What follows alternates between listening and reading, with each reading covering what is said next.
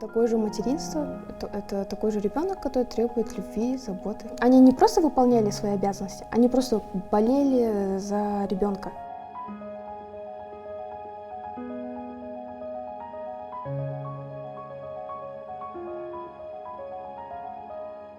Қайырлы күн, құрметті Жұлдызай подкастының көрермендері. Бүгін бізде кезекті шығарылым, және бүгін қонақта Анеля ерекше Дамеля деген қыздың мамасы. Қош келдіңіз, Дамеля. Приятно вас видеть. И можете рассказать про себя, познакомить наших зрителей с вами? Здравствуйте всем, меня зовут Анеля, мне 27 лет. Я мама особенного ребенка, зовут Дамеля, нам 2 годика, 10 месяцев. Наш диагноз – врожденный порок развития центральной нервной системы, дисгенезия мозолистого тела. И каков ваш путь именно работы?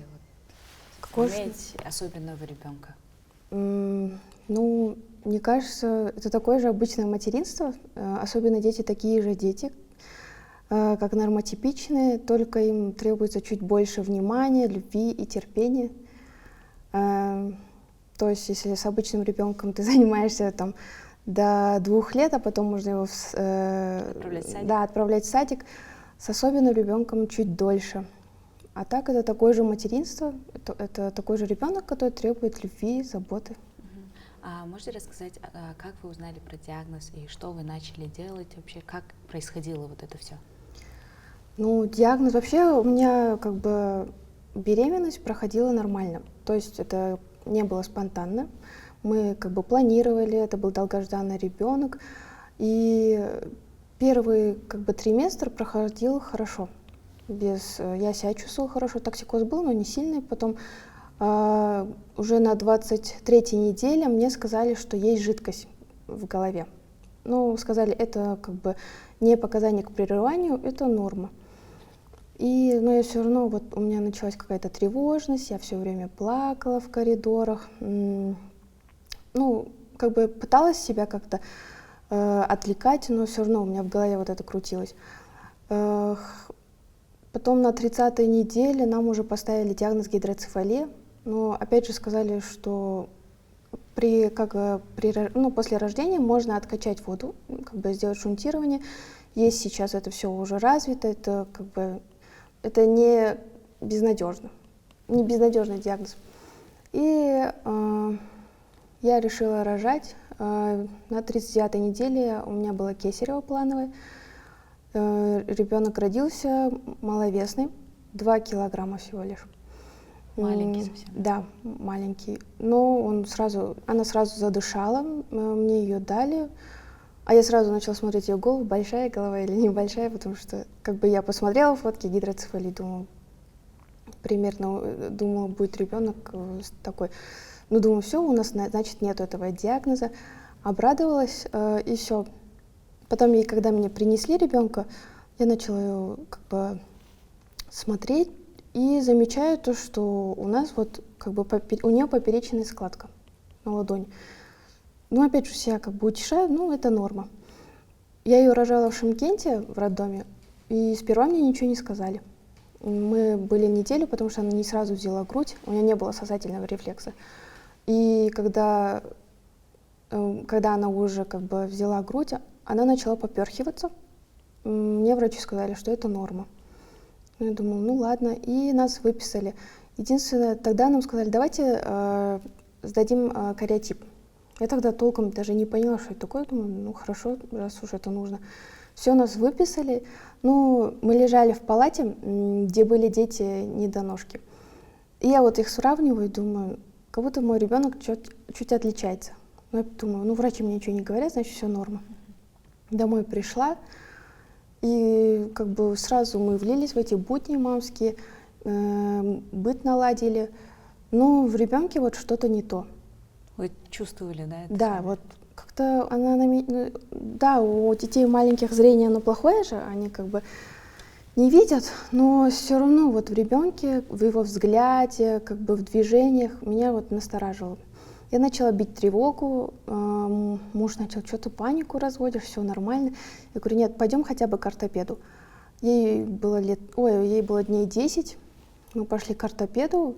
И тогда мне ортопед посмотрел и говорит, это не самая важная ваша проблема сейчас. Я такая, в смысле, не важная проблема. Он говорит, ну, идите к невропатологу. Я говорю, Сперва? да. И пошла к невропатологу, она посмотрела, говорит, давайте дождемся кариотипа. Кариотип вышел, мы пошли, и она нам поставила синдром Эдвардсона. Синдром Эдвардсона. Ну, опять же, даже при этом мы с мужем себя начали как бы утешать, да, типа, нет, они просто ошиблись. Она сейчас вырастет, и все нормально. Все дети бывают такие. И когда ей вот 40 дней, потом в 1,5 месяца, получается, мы попали в больницу с пневмонией. И все, вот тогда вот все началось, потому что начались... Тогда мне уже врачи четко сказали, с вашим ребенком что-то не так, у него какая-то, кажется, генетическая поломка, потому что ну, разрез глаз, поперечная складка, расположение, как бы длина рук, ног, это все вот говорит об этом. И там вот начались мои бессонные ночи, как бы начали полную проверку, и вот тогда нам поставили диагноз врожденный порог развития центральной нервной системы. И опять же мы сдали уже хромосомно-матричный анализ, отправили в Москву.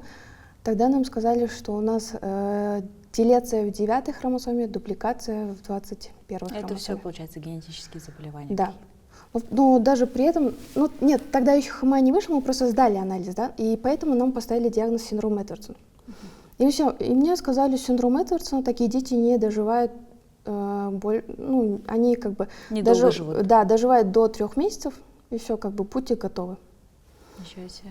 Как вас напугали тогда, да? Да, мы были там на кислородном аппарате, она поперхилась, потому что, оказывается, это не норма, это, оказывается, был бульбарный синдром у нас. То есть у нее не было сосательного рефлекса вообще, отсутствовал. Поэтому она кушала через насогастральный зонд.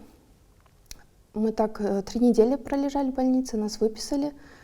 И все, я начала уже бить тревогу. Я говорю, надо ехать в Алмату. Вообще я сама с Алматы, говорю, надо поехать в Алмату, там к родителям полную проверку там пройду. И мы выехали в дорогу, приехали, неделю побыли дома и обратно попали с пневмонией в больницу, в Алмате уже, в инфекционную больницу. У нас сатурация упала до 68, опять же кислородный аппарат, нас подключили к нему. До этого еще нам делали переливание крови, потому что гемоглобин тоже понизился. И вот мы там провели месяц. Это вы, получается, из больницы до больницы каждый раз? Да. Там мы 2 месяца почти лежали. Там тоже мне уже говорили, все, ну, крепитесь, дочка не выживет. Там тоже нам ставили, что синдром Эдвардсона, дочка не выживет, у нее уже сатурация падает. Даже на кислородном аппарате у нее сатурация не поднимается больше 60. Руки, ноги синие, она просто лежит, как овощ ребенок. Ну вот я хочу поблагодарить врача Руслана Артуровича в этой инфекционной больнице, медсестер. Они как скажем, они не просто выполняли свою работу, да, вот они душой болели за ребенка. И вот тогда я была приятно удивлена. То есть до этого, еще до рождения дочки, я как-то относилась к медицине в Казахстане как-то так. Пренебрежительно. Да. Ну, есть, ну, как все люди. Стереотип, да, такой.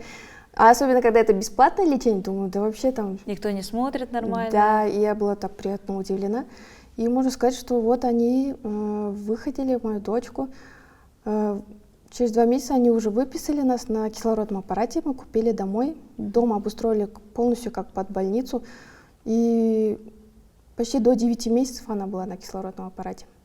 Уже после этого у нее состояние стало стабильным. И после этого вы уже начали реабилитацию искать, да? Да, вот после этого все мы уже переехали в Астану. Уже я начала смотреть. У нас тогда ножки не открывались. Нам ортопед в Алмате поставил дисплазию. Ну, просто дисплазию. Ну, я говорю, а как лечить? Он говорит, я не знаю с такими детьми. У меня протокола нету. То есть до этого он не работал с такими детьми? Да, ну, он говорит, я знаю, как работать с детьми с синдромом Дауна, я знаю, как с ДЦП работать, а вот с вашим диагнозом я не знаю. Ну, редко это заболевание получается в Казахстане, да? Ну, как я поняла, да. Но я сама лично не встречала еще таких детей. Ну, я говорю, ну, как дисплазия, у всех же дисплазия, у нее 2 ноги, у нее же не 3 ноги, чтобы тут не знать. Он говорит, нет, не знаю. ходили к другому ортопеду, и в Шымкенте ходили к ортопеду. Никто не мог нам поставить нормальный диагноз и выписать лечение. Потом мы приехали в Астану, записались к Агабеку Алибековичу Чекинаеву. И вот только он сразу нам четко выписал диагноз и записал на операцию.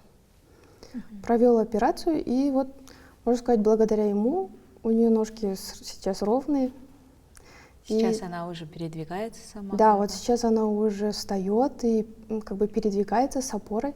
Классно. А какие-то были истории вот во время того, что вы ходили с больницы до больницы? Истории? Да, которые вам запомнились, может быть, положительные какие-нибудь? Когда я сидела в очередях, в этих коридорах, и все время плакала, наверное, из-за гормонов. Ну, не могла я себя сдерживать, да, когда еще такие диагнозы тебе выписывают. Тогда плакала, и вот обычные мамочки все подходили ко мне, утешали, говорили, все будет нормально, и вот помогали мне. Морально? Да, морально. Потом в больнице, когда мы вот сперва были в Шымкенте, я тоже вот, она плакала почти 24 часа. Не успокаивается, вот я просто не знаю, как ее успокоить, я ее уже вот трясу, сама плачу. И тут подходили мамочки, они брали ее, как-то успокаивали, обнимали меня, тоже утешали меня. И это как-то мне помогало, если честно, потому что родные люди все были далеко. Ну, как бы родители мужа тоже поддерживали, но им заходить не разрешали. Поэтому в больнице я вот 24/7 была с ней одна, с ребенком. Это, наверное, большой стресс для вас был в первую очередь. Да, первые 2 недели я еще держалась, но мы не спали с ней, а потом через 2 недели у меня уже начались какие-то эти галлюцинации, знаете. И я уже испугалась, думаю, сейчас вдруг я ее уроню, и уже зашла к врачу, я говорю, не могу. И они разрешили тогда моей маме приехать. Чтобы вам помогать? Да, вот тогда она помогла нам. Неделю мы с ней потом были еще в больнице. А вот если насчет врачей, вот опять же я говорю, когда в Алмате лежали в инфекционной больнице, вот Артур Русланович, медсестра, добрым словом помогали. Медсестра, вот, когда я вот плакала, опять же, услышав то, что ваш ребенок не выживет, не могла себя сдерживать. И они в этот момент давали мне отдохнуть, они брали дочку, сами смотрели, хотя у них своя работа там ждет. Они ее брали и давали мне время, чтобы я поплакала, пришла в себя. Или по ночам тоже они забирали, чтобы я могла поспать хотя бы пару часов. Чисто по-человечески? Да. Тут тоже, когда мы лежали после операции, спасибо врачам Агабеку Алибековичу, Арсену Нурлыбековичу, тоже всему персоналу. Все помогали. Вот опять же говорю, нету такое, как просто... Они не просто выполняли свои обязанности, они просто болели за ребенка. И не только за моего ребенка, они к каждому ребенку вот относятся с душой. В реабилитационных центрах тоже мы ходим вот в Жулдызай в реабилитационный центр и в Саби Хелс. Вот 2 реабилитационных центра сейчас вот стабильно. Тоже я как бы благодарна каждому специалисту. Мы заходим, они вот каждый специалист, они запоминают каждого ребенка, диагноз каждого ребенка. И к каждому ребенку относятся с теплотой, с любовью. Классно. А когда в вашей жизни впервые появилось особое значение слова «доброта»? Вот когда вы прочувствовали это? Конечно, с рождением дочки, с рождением Дамели я начала замечать это вот в каждом действии, в отношении к людям. А как вот изменилась ваша жизнь до появления особенного ребенка и после этого? Может быть, какие-то трансформации были не только внешние, но и внутренние у вас? Наверное, то, что до этого я была свободной девушкой, а сейчас я вот как бы тоже пытаюсь совмещать, да, свою жизнь до и свои обязанности как мамы. Совмещаю как трансформация. Ну, я скажу то, что вот когда я узнала про диагноз, у меня было чувство вины. И у меня долгое время было чувство вины, и даже сейчас иногда оно вот, иногда вот как вспышка, знаете, внутри. И вначале я очень сильно... Что это была мысль, то, что вы виноваты в том, что девочка родилась с диагнозом? Я думаю, может, я что-то не то сделала, может быть, не доглядела. Хотя вот, не знаю, пыталась вроде бы. почему так произошло? Это же не было так, что я наобум. Мы решили, вот это было как все запланировано, мы как бы предварительно все прошли все обследования. Почему так получилось? Винила себя, винила мужа. Ну, наверное, сейчас, ну, я как бы благодарна мужу, то, что он поддержал. Да, поддержал. Потому что я вот первые дни ее рождения была такой пессимистичной, все время плакала, а он был спокоен. И он до сих пор спокоен. И он всегда вот как бы разряжал обстановку, помогал мне. И говорил, ну ничего страшного, мы с тобой справимся. Ничего страшного, мы с тобой справимся. То есть у него принятие было сразу? Сразу, да. Вот я удивляюсь, то, что мне вот потребовалось время, чтобы я приняла ее, чтобы я вообще кому-либо рассказывала, что у меня есть особенный ребенок. Потому что вначале я, можно сказать, у меня было такое ощущение, все, моя жизнь кончена. Я теперь все, я привязана к этому ребенку, все. И я еще думала, как я буду ее любить. Она же другая. Вот у меня даже такие мысли были. Хотя мне стыдно, да, вот за эти мысли. И вот время прошло, я вот приняла и думаю, как я могла так думать? Это такой же ребенок, такие же потребности. И еще смотрю, когда она на меня смотрит, я вижу, как она нуждается во мне. И всегда удивляюсь, что у мужа не было такого момента. Вот он просто увидел ее, он такой, это моя дочка, все, я ее люблю. И все. И когда нам говорили разные диагнозы, и он такой, нет, все будет нормально, ничего, она сильная, она справится. И вот по сей день. Вы сильные, вы справитесь. Да, и вот по сей день, да, когда я вот злюсь, нервничаю, он говорит, нет, ничего страшного. И иногда я смотрю на него и думаю, ты притворяешься? Это правда или нет? Да. Я говорю, ну невозможно быть таким спокойным. Ну, вообще, мне кажется, в вашей паре он вас успокаивает больше, да? Да. Ну, это классно, когда поддерживаете друг друга.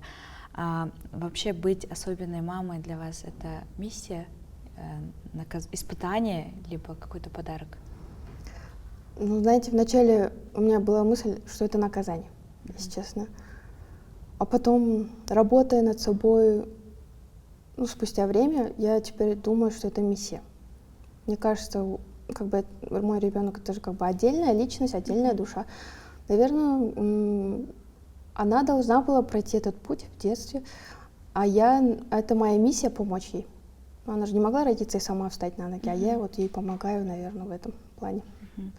А были в вашей жизни ситуации, когда вот со стороны общества какие-то ситуации, которые помогли вам, порадовали, либо наоборот огорчили? Это все-таки связано со стереотипами в обществе, наверное, какие-то в отношении особенных детей, в отношении мам особенных детей. Ну, это да. Вообще, в целом, я скажу, что сейчас у нас общество... более толерантное? Да, более толерантное, но, конечно, бывают моменты, когда, например, нам уже больше года было, и до этого я всегда ее в коляске держала, и как бы никто ее не видел. А потом тут я вижу, что у нее уже интерес появился, она уже хочет смотреть на других детей, играться на детской площадке. И один раз я вышла с ней на руках, на детской площадке дети игрались, мамочки. Я ее поставила возле качели, и я начала замечать, что мамочки начали очень странно смотреть. Как-то это такой взгляд был странный. Сперва дети к нам начали подходить. А почему она такая некрасивая? Вот один мальчик, вот я как бы не виню детей, да, они тоже конечно. Дети. Я просто им никто не объясняет, они говорят, что да, просто что ребенок подошел и у меня спрашивает, а почему она такая некрасивая? И мне же 27 лет, а я вот застыла и не знаю, что сказать, и думаю, Анель, соберись, а у меня уже слезы подступают. И я просто что-то там пробурчала и говорю, ничего. И тут он убежал, и начали подходить девочки, тоже маленькие. У нее глаза кривые, почему? А почему она такая, почему она сякая? И все, я уже не выдерживаю, я ее подняла, иду и сижу с ней на скамейке. Дети маленькие, ну им лет 5-6, да, а я такая большая тетя, и не могу им нормально что-то ответить. И сама вот сижу, плачу. Тут подходят уже взрослые, ну, наверное, их мамы. И начали спрашивать, а у вас ребенок больной, да? Вот. И все, это было вот последней каплей, я ее взяла, и ушла домой. И я себе начала говорить, типа, все, я больше не выйду во двор, я больше ее никому не буду показывать, потому что я не хочу, чтобы ей делали больно. Но сейчас я понимаю, что больно было не ей, больно было мне. И долгое время я не выходила во двор куда-либо, ну только в узком кругу со своими знакомыми. И каждый раз думаю, надо проработать это, и все. Потом вот мы начали ходить в Жылдызай, это как раз год назад было, и начали ходить к эрготерапевту, Динара Гусмановна. И вот я благодарна ей, потому что вот тогда она меня обняла и говорит, ты должна сперва сама принять ребенка. Ты сама не можешь принять ее, поэтому тебя и задевают слова этих детей. Да, хотя они как бы не со зла, они просто спрашивают. Они просто спрашивали. Да, и даже эти взрослые люди, они не со зла, просто им они не видели этого, наверное, им как бы не сталкивались. Они некорректно выразили свои мысли, да. Может, в какой-то степени. Да, и говорят, прими ее, проработайся. И если еще раз дети, наоборот, ты должна была после этого, наоборот, каждый день выводить ее, чтобы эти дети привыкнули. И ты должна была им объяснять, ну да, вот такие дети тоже бывают, дети все разные бывают. А не так, что ты типа взяла ребенка и убежала. Эти слова, наверное, помогли мне. И вот я начала, наверное, я переборола свой страх. Сейчас я вот везде, на детской площадке, вожу ее. Да, все смотрят, и дети смотрят. Но уже я себя веду спокойнее, уже как бы ком в горле не отсутствует. И я могу им объяснить спокойно, и мамочкам. Это вот все произошло от того, что вы приняли всю эту ситуацию, да. Что особенность ребенка это норма в какой-то степени, да, для вас. Классно. А какая форма благотворительности для вас самая искренняя? Вообще, как бы до этого мы не участвовали в благотворительных этих фондах. То есть как связалась ваша жизнь с благотворительностью? Ну, с Жылдызай. Получается, год назад мы пришли в этот фонд, в этот реабилитационный центр. И проходим реабилитационный центр как бы бесплатно. И опять же у нас вот такой стереотип, если бесплатно, значит некачественно. Если бесплатно, значит вот не будут с душой как бы делать эти упражнения. Для галочки, да, для галочки все.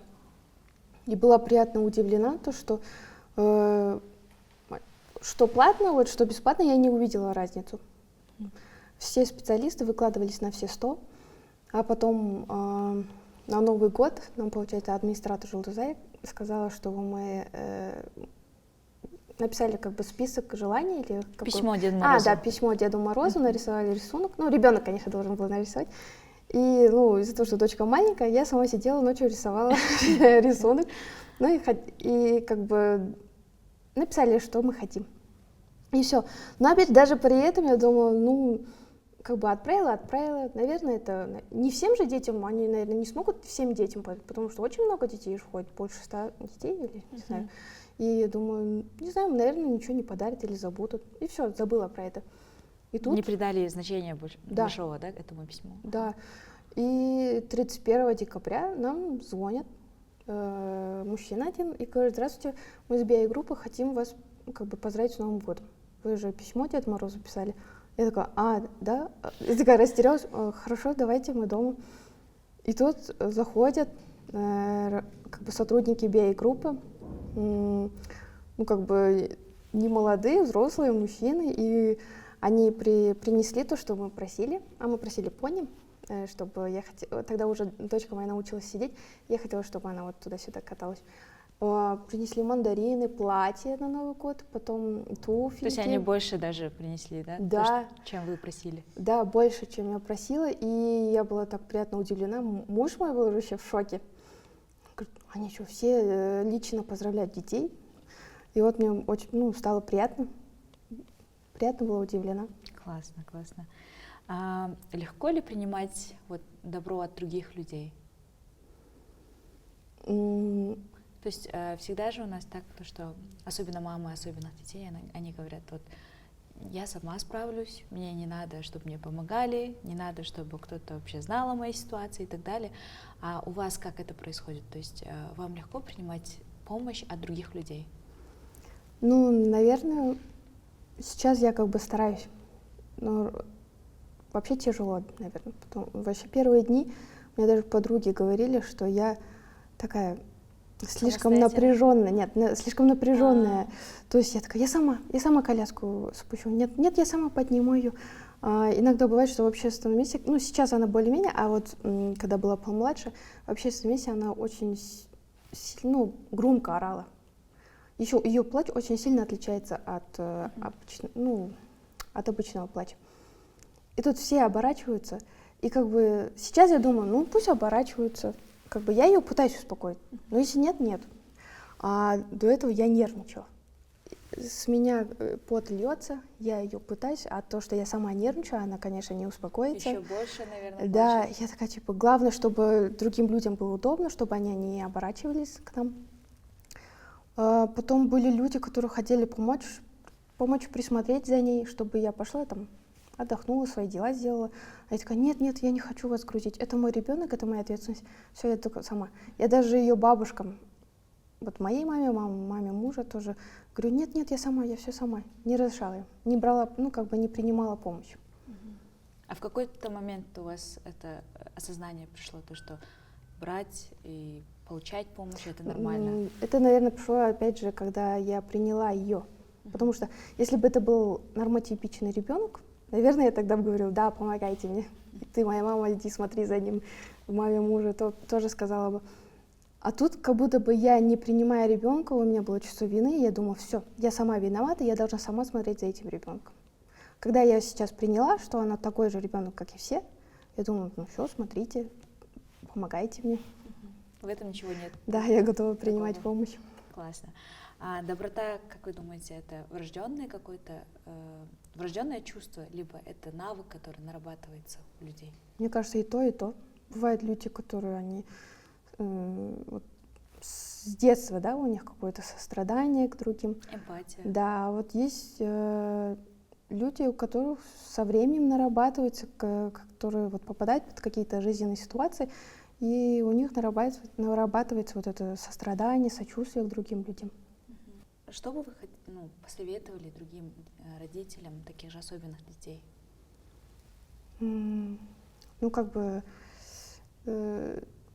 Типично не звучало бы, я бы сказала бы, никогда не сдавайтесь, что это все временно.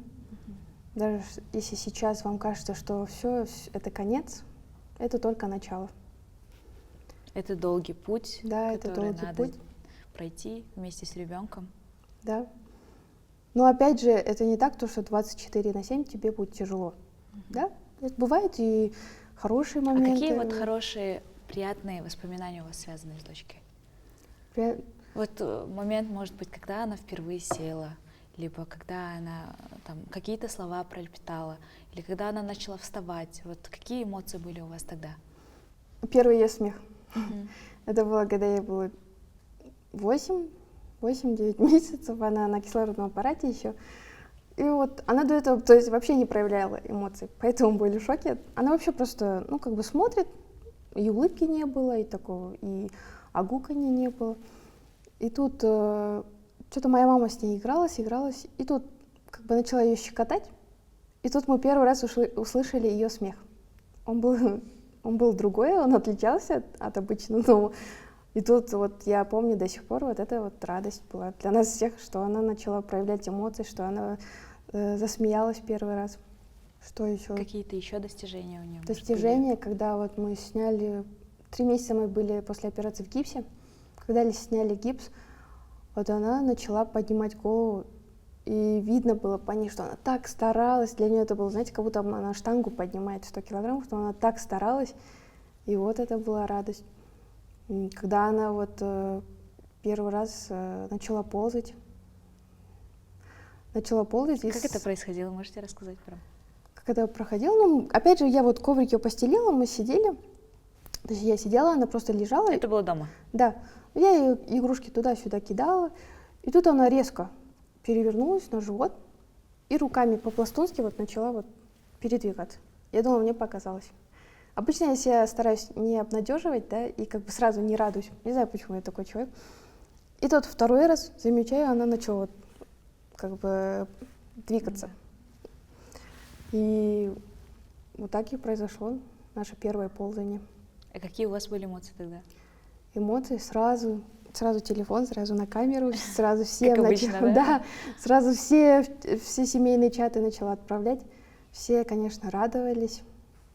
Родители, мои родители, родители мужа, все начали плакать от счастья.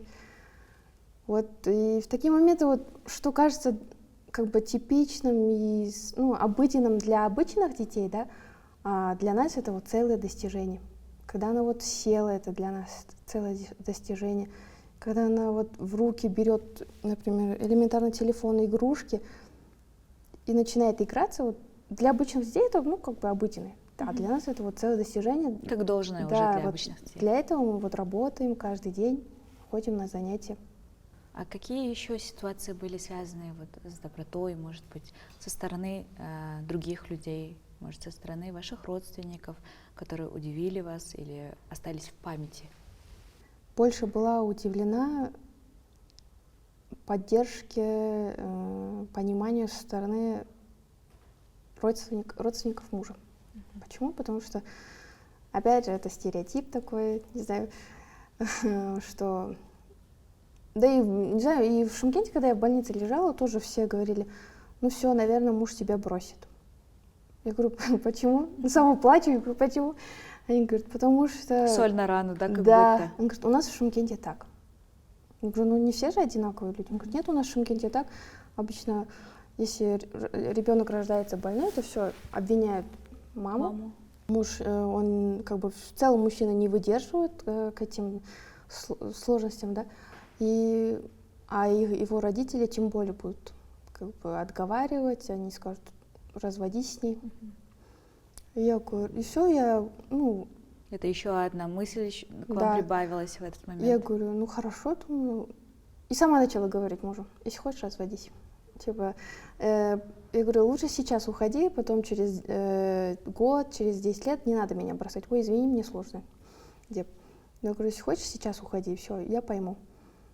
И как-то вот перед родителями мужа я тоже как-то изменилась, мне кажется, мое.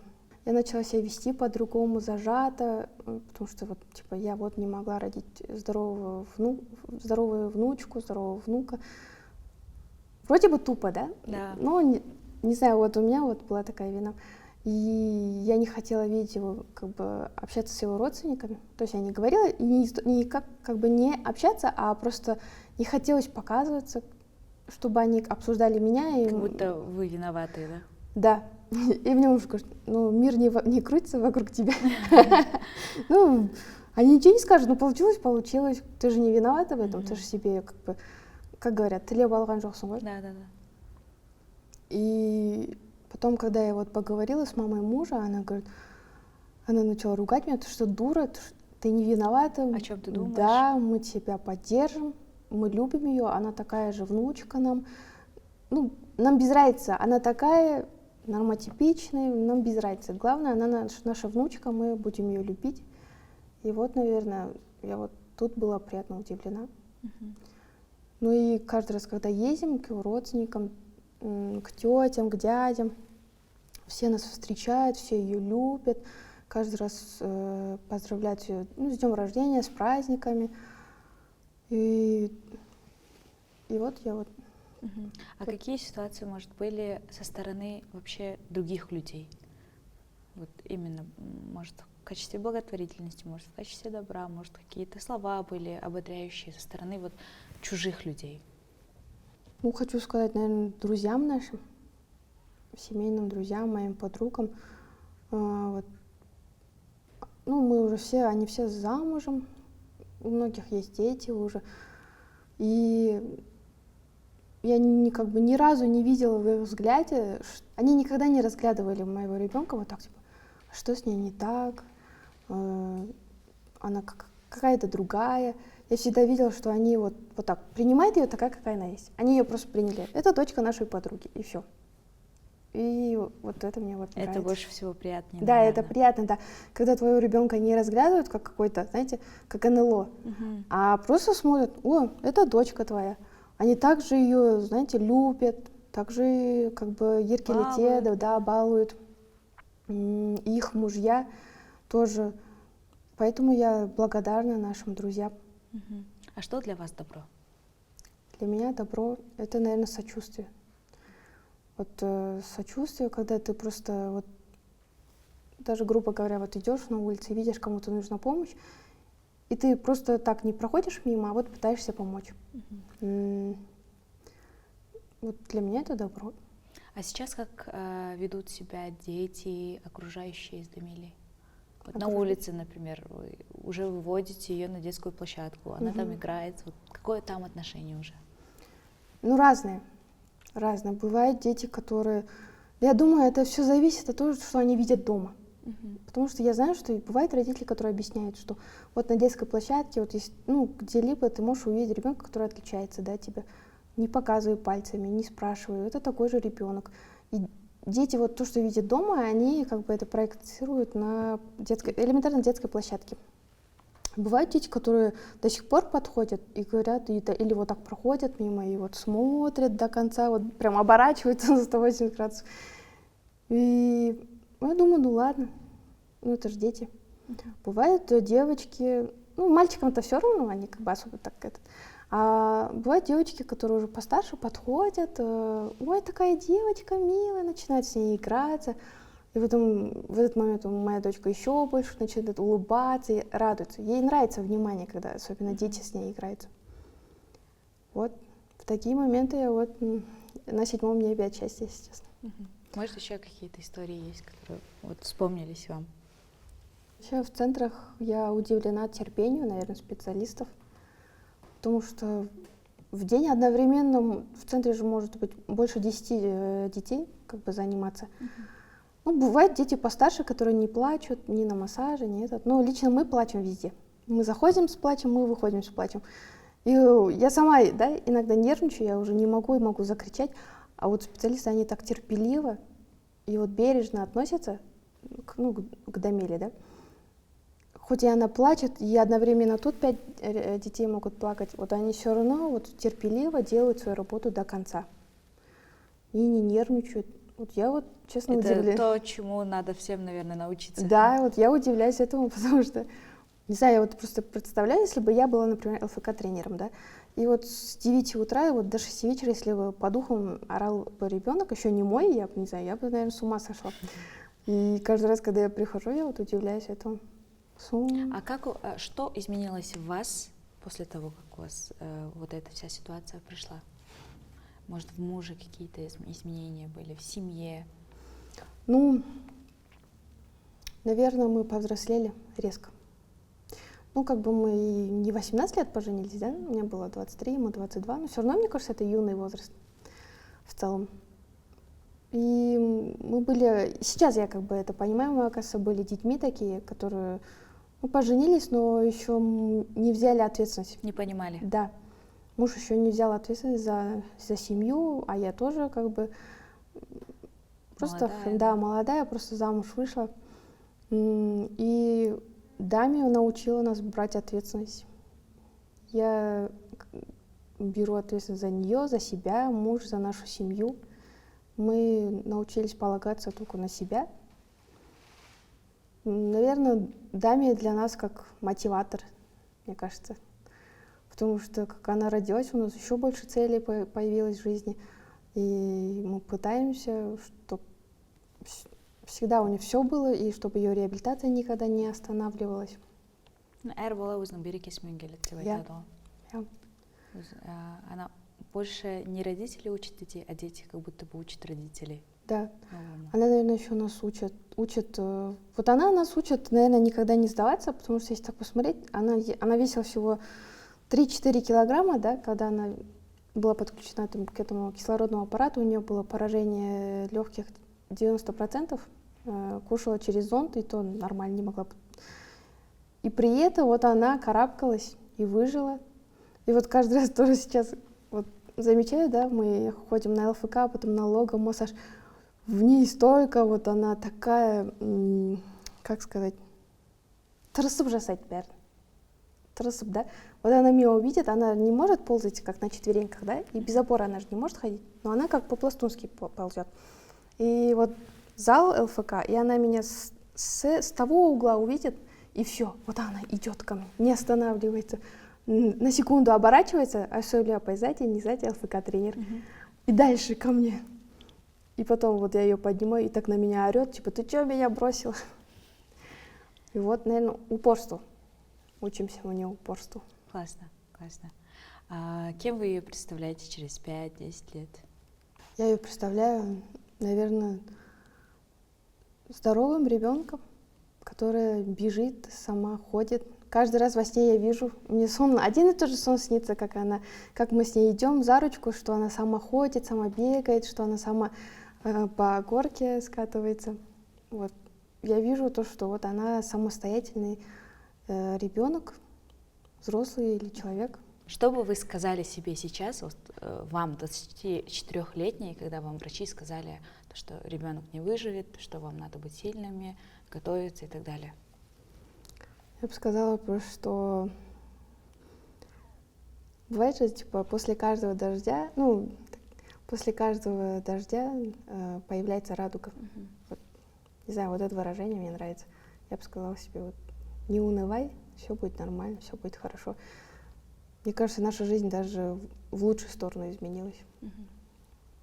Спасибо вам, Анеля, то, что пришли, что Вам поделились с нами, с нашими зрителями о вашей ситуации, о вашей истории. Всем спасибо, кто досмотрел. Подписывайтесь на наш канал, ставьте лайки и ждите следующих выпусков.